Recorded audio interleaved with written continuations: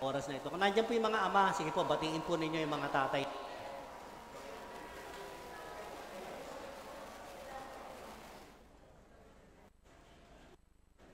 Maraming nagsasabi na ang ama daw ay ang pinakahaligi ng tahanan ng isang pamilya. At totoo naman, di ba? Kapag mahina ang tatay sa buhay, maaring ang buhay ng isang pamilya ay nagpapagewang-gewang. Or sa Bible may sinasabi na, alam niyo po yung complacency. Yung complacency, yung masyado kang komportable ka na sa buhay mo, na wala kayo inaalala na anumang bagay na pwedeng mangyari sa iyo.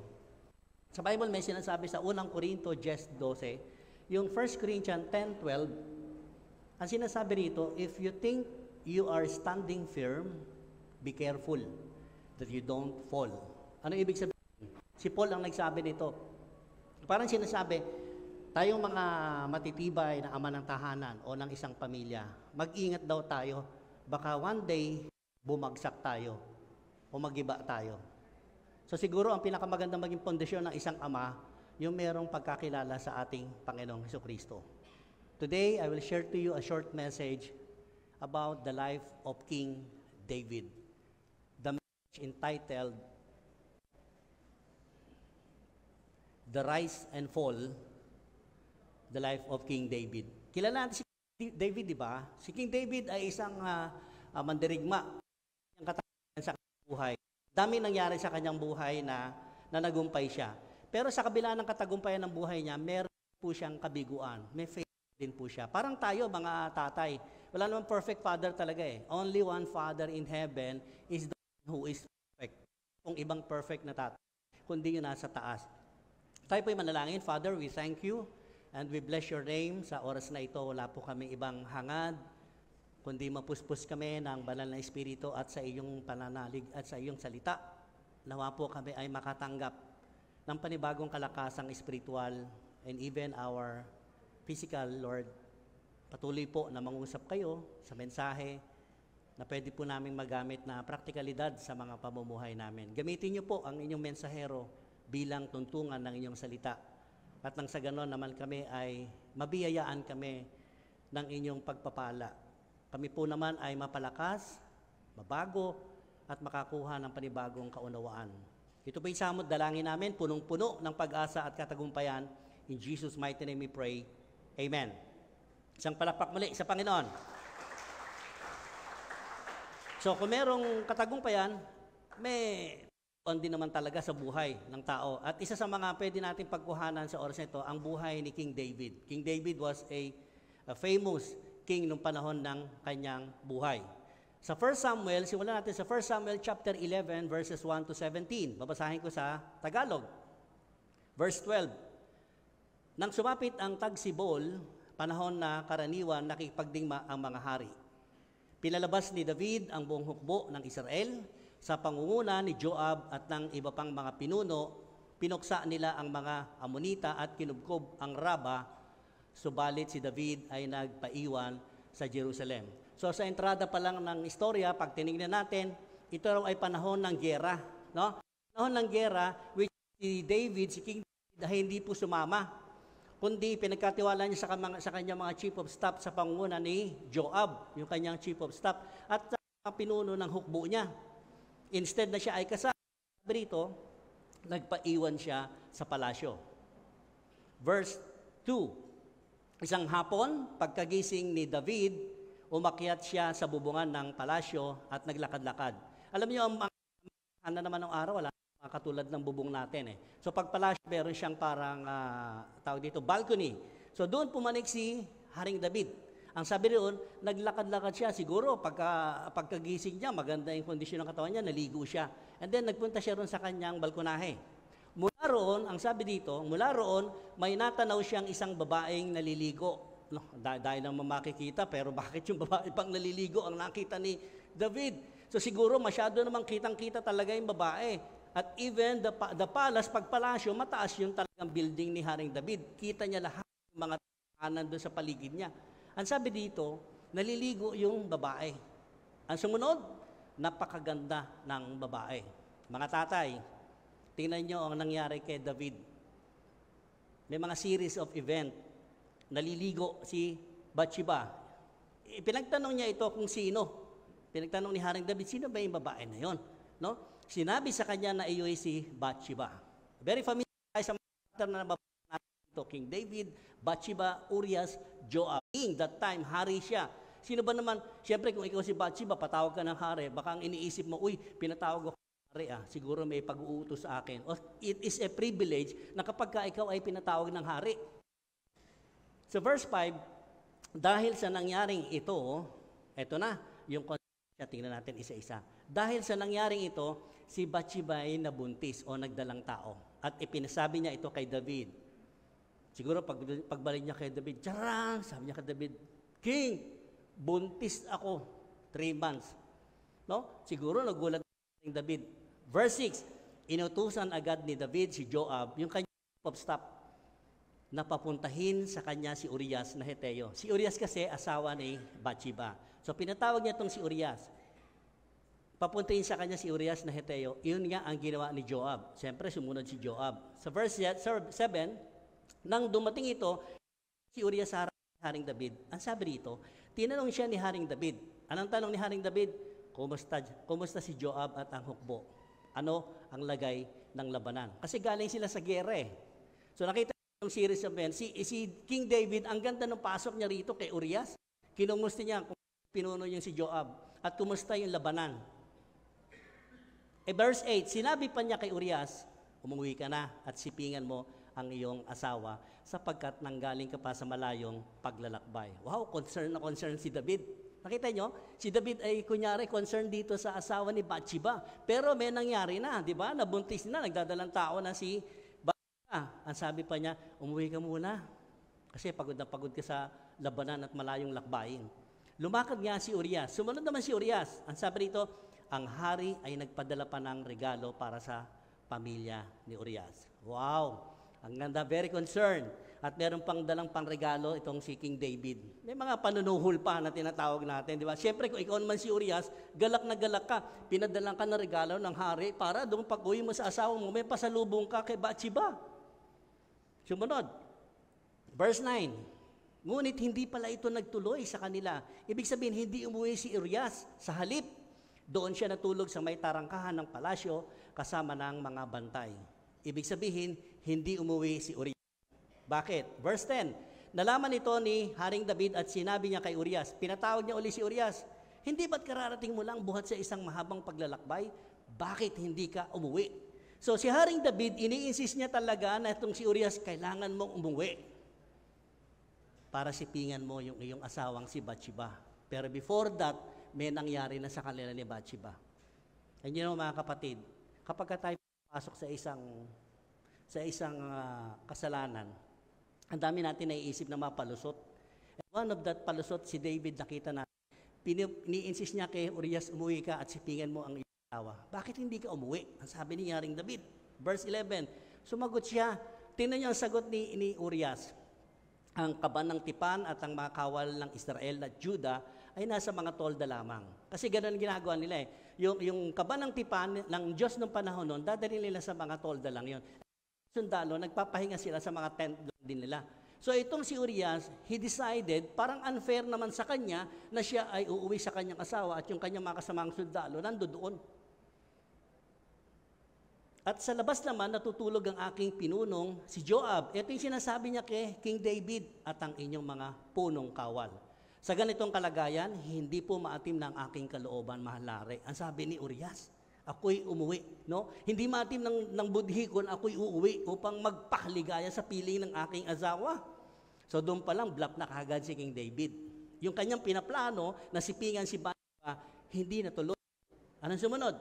Sa harapan ng Diyos, hindi ko po magagawa iyon.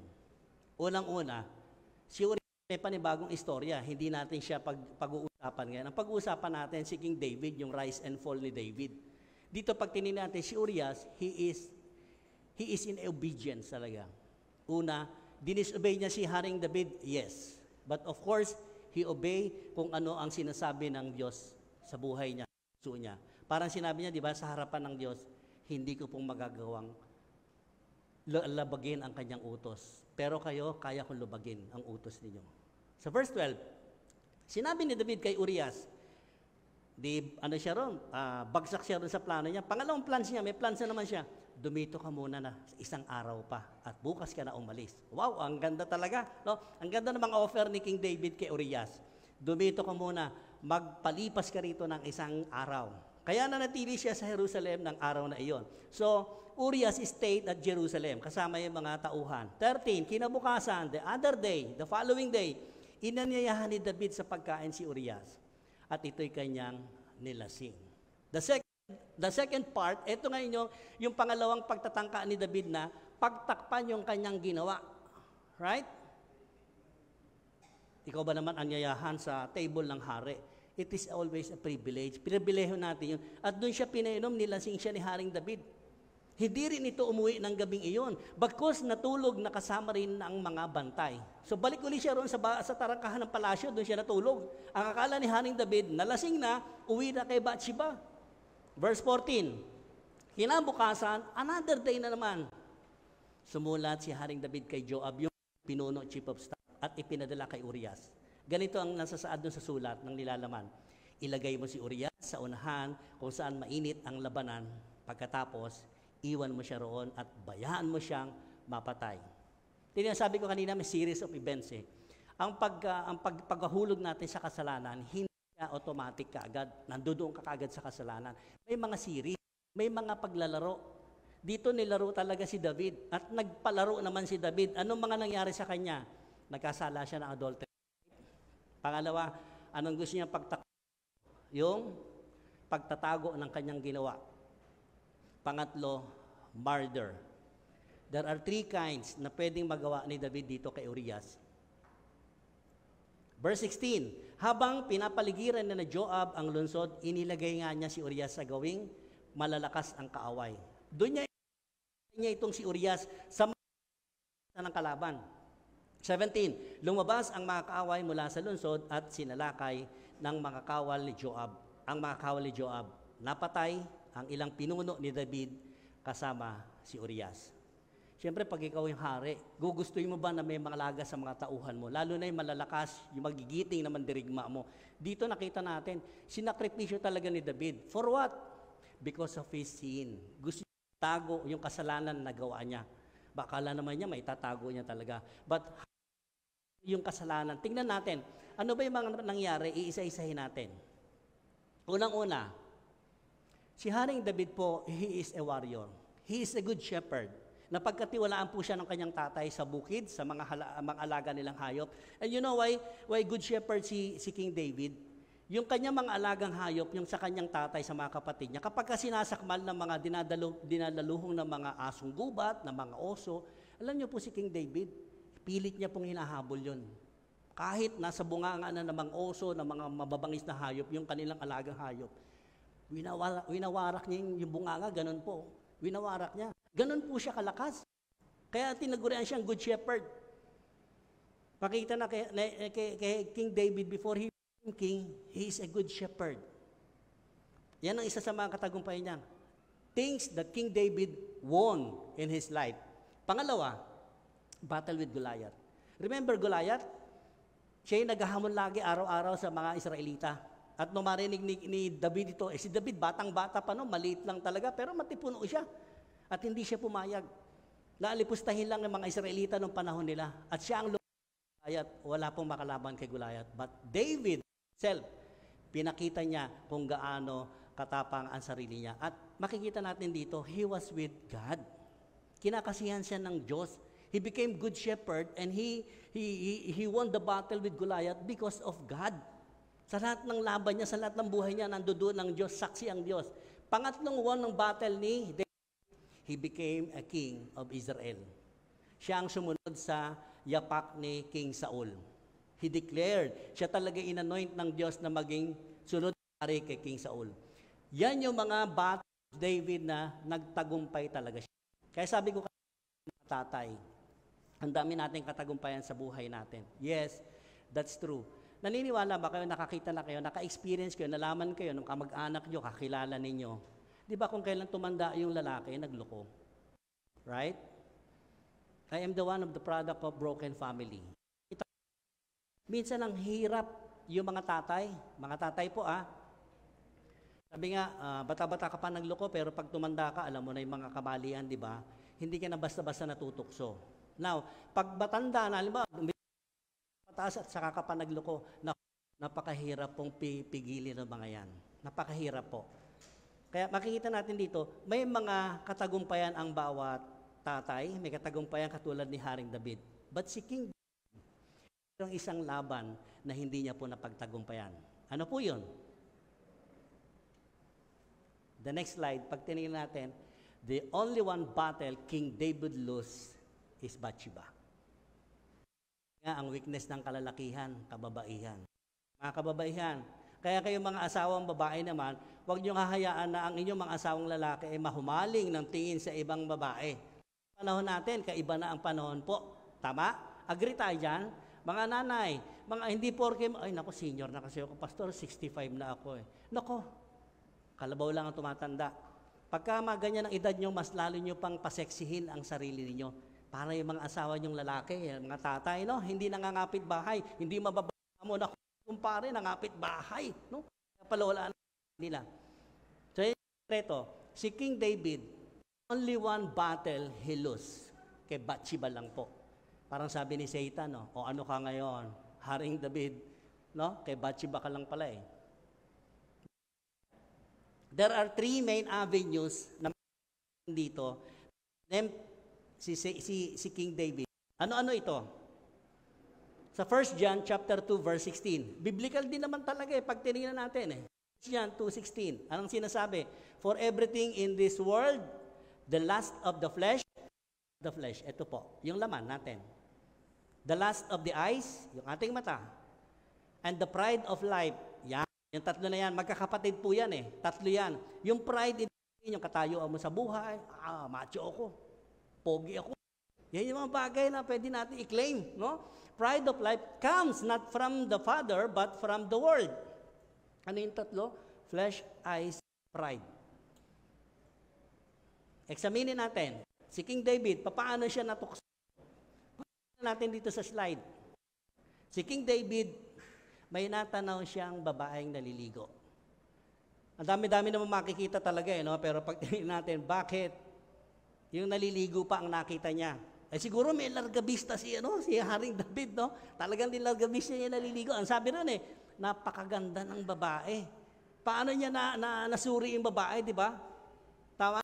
Siguro may largabista, no? Si Haring David. Kaya nga siya, ang kasabihan, iba yung titigan sa tinignan. Naalala ko nung araw si Mami Mel pagka sumasakay kami ng jeep, no?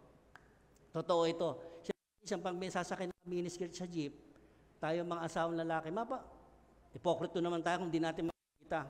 Ang sabi ni Mami Mel, huwag ka nang mali. Kasi pag lumingon ka, kakasala ka na. Pwede na makita mo. Pag nakita mo gano'n, tama na, pero diretso na. Huwag ka nang babalik ng tingin. Totoo naman talaga eh. Eh di ba yung mga babae naman, tukso talaga mga babae. Bakit pag may miniskirt pagdating sa jeep naman gano'n ng palda? No? Hirap na hirap sila. Yan tuloy, pinag-aagawan sila ng mata ng mga kalalakihan. Ang sabi dito, si King David, may natanaw siyang ay naliligo. It was lust of the eyes. Tama? On the other side, sa Genesis, natin si Genesis, si Eva. Ano nakita ni Eva doon sa puno? Right? Nakita ni Eva, napakaganda sa paningin ng prutas. Yung sinasabi doon. Dalawa sila pareho, lust of the eyes. Pangalawa, nakatayo si King David sa bubungan ng kanyang palasyo. Kitang-kita niya ang lahat niyang nasasakupan.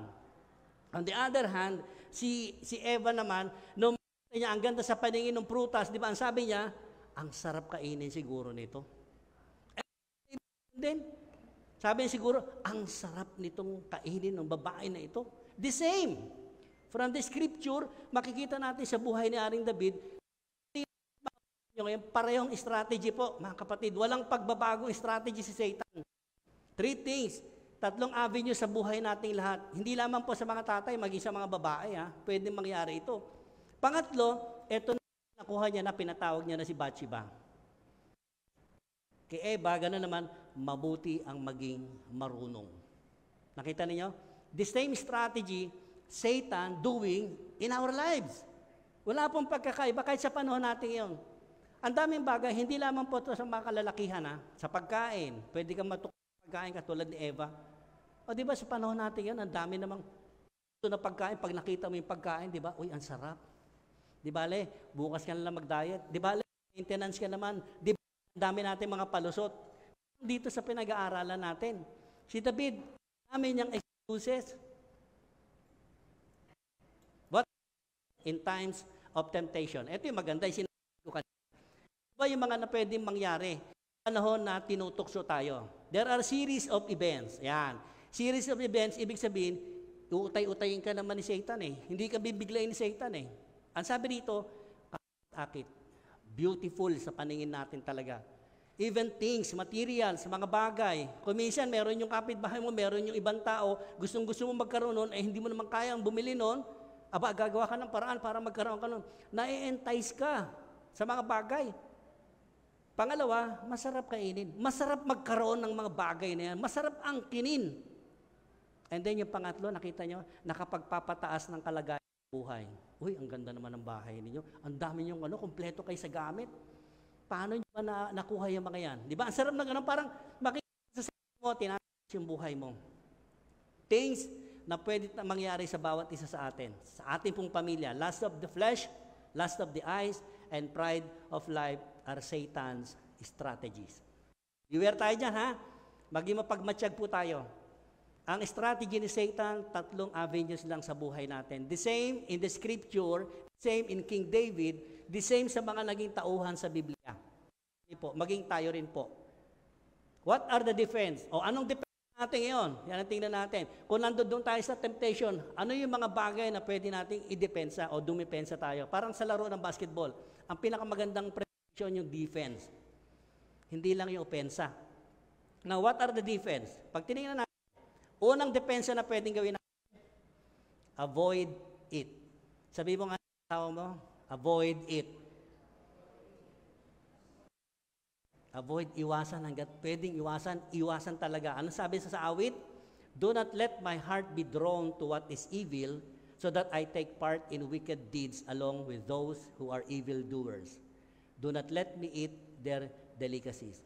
Sabi dito, huwag niyong hayaan na madaya yung puso ko, no? Matempt ako, yung puso ko, na anumang ginagawang mali ng kapwa ako, ay susunod ako doon. Even, ang sabi dito, even tumikim lang. Even tumikim ka lang. Pakurot lang naman. Kasi parang ang sarap pakurot lang naman. Even kumurot ka, kapatid, wag mong gagawin. Avoid. Avoid it. Hanggat may iwasan. Di ba kung minsan, yung pinaka ng mata natin, parang ang sarap-sarap talaga. Yung talagang naglalaban yung flesh mo at saka yung paningin mo doon sa bagay na gustong-gusto makuha. And then sinasabi naman ng puso mo, wag. Wag mong kurutan, wag mong tingnan niyo yung mga nare-rehab na tao. Yung mga nare-rehab na tao, diyan na hindi sila gumagaling talaga. Labas sila ng rehab, mas lumalala sila. Bakit? Kasi ito, entice. Meron silang mga pagsubok sa temptation na kuminsan, ang tagal nilang huminto. At kapag katapos, tumikim lang, alam niyo yung paninigarilyo? Yan din, isa paninigarilyo Taon ka lang tumigil, pero na minsan nainganyo kang tumikim lang, tikmak mo ako, ano ba? Nung tumikim ka, eto na naman, mas lumala ka pa nga. Lahat yan, vices, kung anong bagay na pwedeng napagtagumpayan mo na, tapos natikman mo muli, nabalikan mo. Yung sinasabi rito, tumikim, wag na wag mong gagawin. Avoid it. Proverbs 22 verse 5, in the paths of the wicked are snares and pitfalls.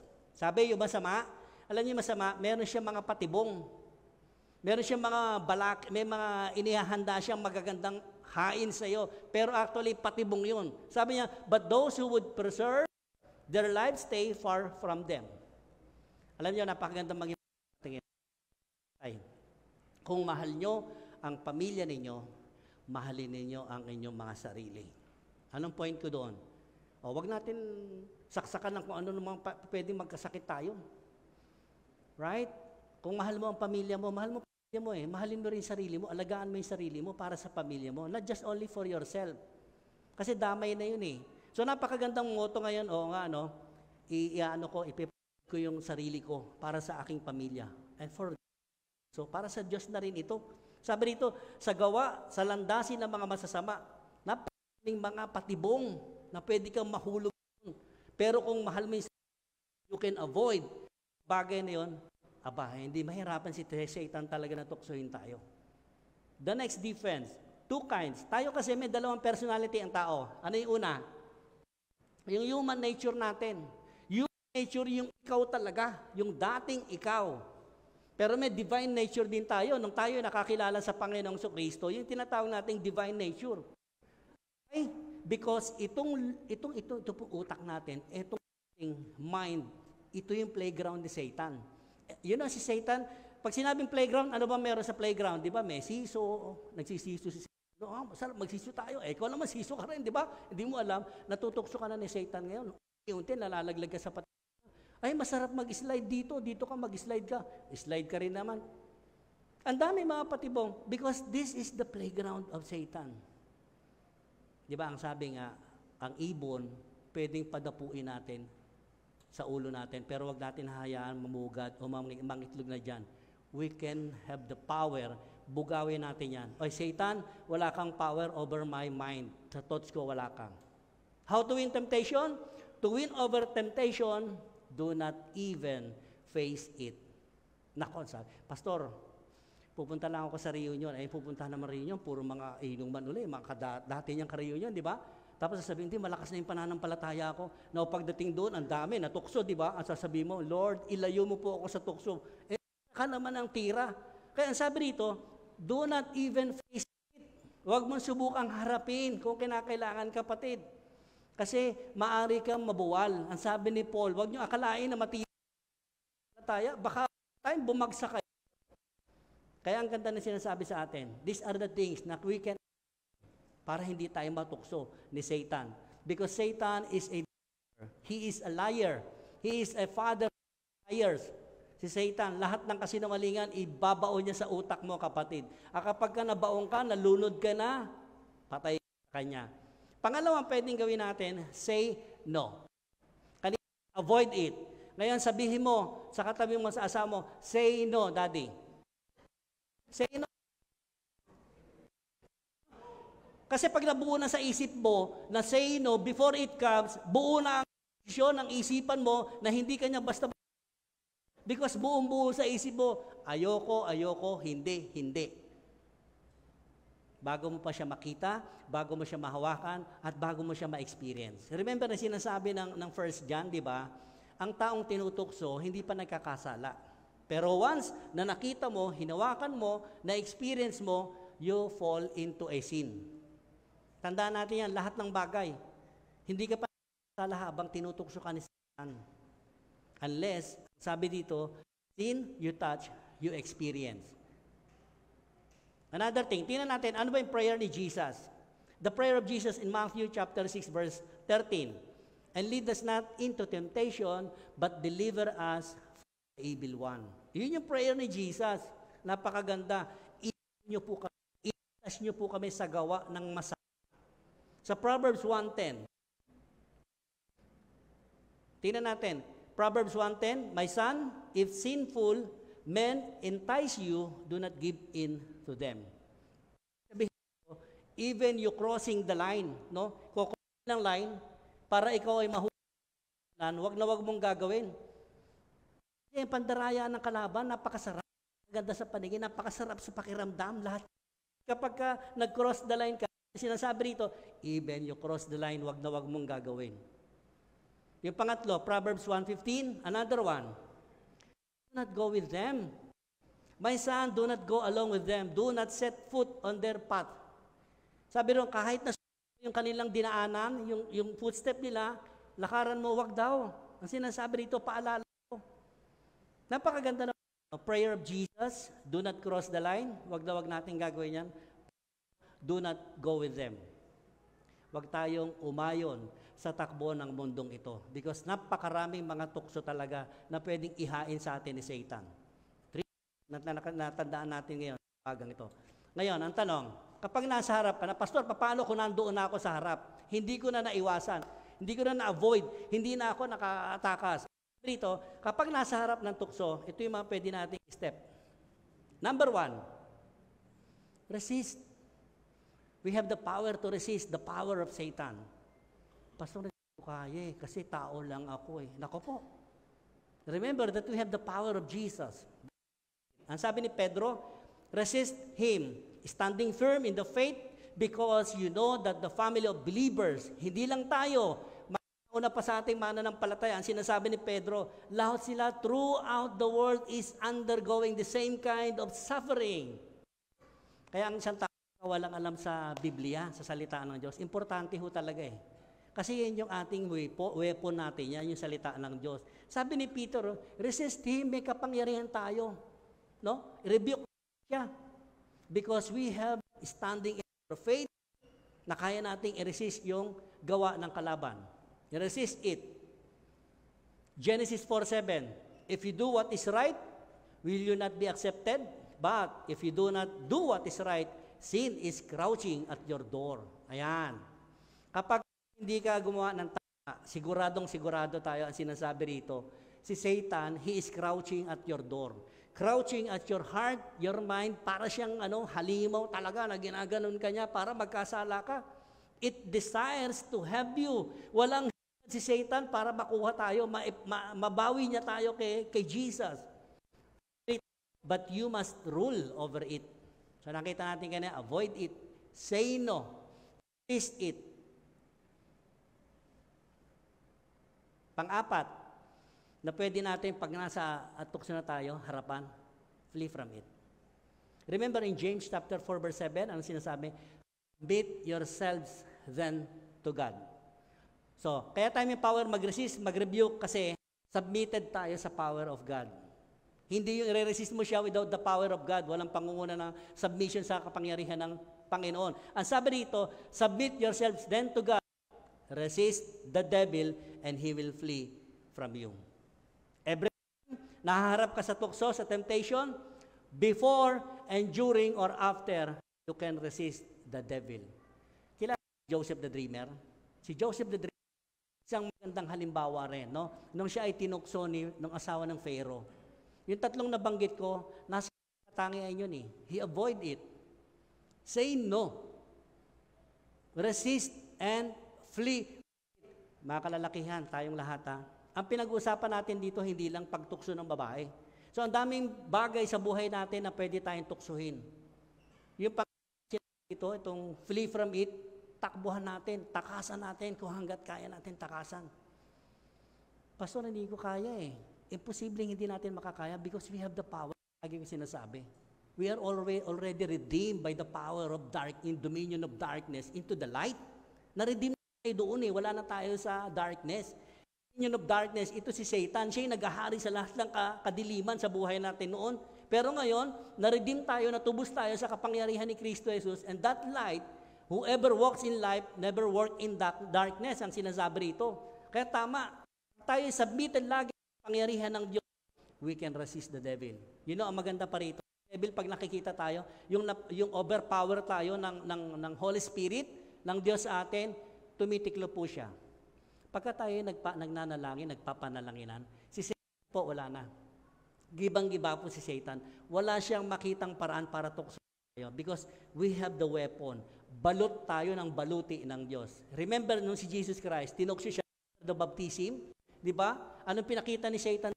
Tingnan mo yung mga bato, gawin mo ang tinapaya kung talagang ikaw anak ng Diyos. Yung kahuli-huli, ang pangatlo, hindi niya natukso si Jesus. Ang sabi doon, yung si Satan, umalis siya. Nilayasan niya si Kristo Jesus, ganito eh. Nilayasan niya, pero ang sabi ron, humanap uli ng pagkakataon si Satan para tuksohin si Jesus. So sa atin pwedeng mangyari po. Pagka hindi tayo ready, hindi tayo handa. No? Yung sinasabi ko kanina, marami mga Kristiyano, complacency. Masyado na silang comfort sila sa sarili na, matatag na ako, lagi ako nasa ministry, leader ako, ganito ako. Alam niyo po, vulnerable tayong lahat. Tayo ang target ni Satan. Hindi yung mga nasa labas. Kasi yung mga nasa labas, kabarkada na ni Satan yan. Katropa niya yung mga yan. Now, tayong na-redeem ni Jesus Christ, tayo ang target ni Satan, balik tayo sa kasamaan. Kaya ito ang pinag-aaral natin, tamang-tama sa atin. Mga tatay, beware. Baka akala nyo ay matatag na Pantayuan ninyo sa pamilya ninyo. Mag-ingat. Maging mapagmatsyag tayo kasi alam natin ang laro ni Satan. Submit yourselves then to God, resist the devil, and he will flee from you. Fill your life with godliness. Siguro, pinakamaganda natin gawin. Punuin natin ang buhay natin ngayon na mga makadiyos. Tayo mga tatay, tayo talaga yung haligi ng isang pamilya. Na kapag naggaling sa atin yung mga kabutihan, yung godliness, ang mga pamilya natin, yung mga anak natin, asawa natin, to be follow lang talaga sila. Magiging maayos po ang pamilya. Sino bang may ayaw na maayos na pamilya? Di ba tayong lahat gusto natin maayos? So kapag ang bawat tatay nakasubmit sa Diyos, kay Kristo Jesus, naniniwala po ko, there is no chance or excuses si Satan ay i-target tayong mga pamilya. Can we do that?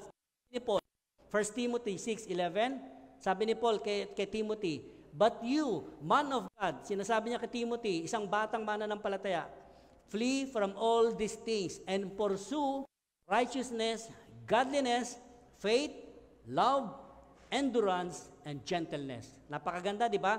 Lahat ng ito, bunga ng Espiritu na tinanggap natin kay Kristo Jesus. At yan yung lumalabas sa ating buhay ngayon. Yan yung nakikita sa buhay natin. Na isa sa pamuhay natin yung mga bagay na yan. Ang dinidesire natin, mga bagay na makikita natin, righteousness from the Lord, godliness, faith, and love. Yan yung nakikita sa ating mga buhay ngayon. Pinalalahanan niya si Timothy because Timothy is a younger disciple na pwedeng madaling matukso. Kaya ganun ang recommendation ni Paul sa kanya. 1 Corinthians 10:13. There are two kinds yung sinasabi rito sa unang ito. Isa, sinasabi rito trials. But this time, ito yung temptation. No temptation has overtaken you except what is common to mankind. And God is faithful. He will not let you be tempted beyond what you can bear. Pag nandoon tayo sa tukso, hanggat maaari, even face it, wag natin itry. Even tumikim tayo, wag natin itry. Pag nandoon naman tayo, tapat ang Diyos na nangako sa atin. Maaasahan natin na tayo ay bibigyan niya ng way out para hindi ka matukso doon sa hinaharap mo. He will also provide a way out that you can endure it.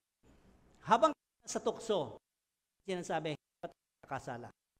Once na kumurot ka, tumikim ka niyan, mahuhulog ka sa kasalanan. Just like King David, nakita isang hari. Tatlo ang naging kaso niya.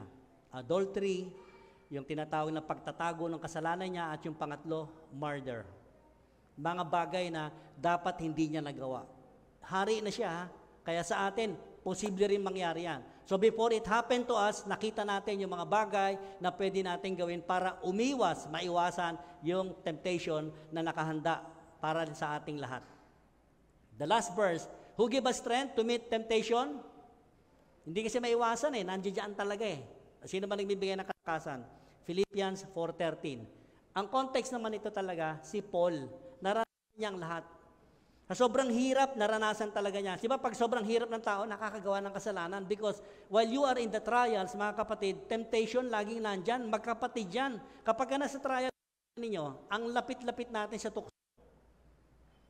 Sabi dito, I can do all things through Christ who gives me strength, who strengthen me. Ang sinasabi ni Paul, tatagumpayan ko ang lahat sa lahat na kaloob sa akin ni Kristo Jesus. Kahit ako'y nasa ibabaw, nasa magutom, managana, sa lahat ng aspeto ng buhay niya, na-experience niya talaga, ang nagbigay ng kalakasan sa kanya, ang Panginoong Jesucristo.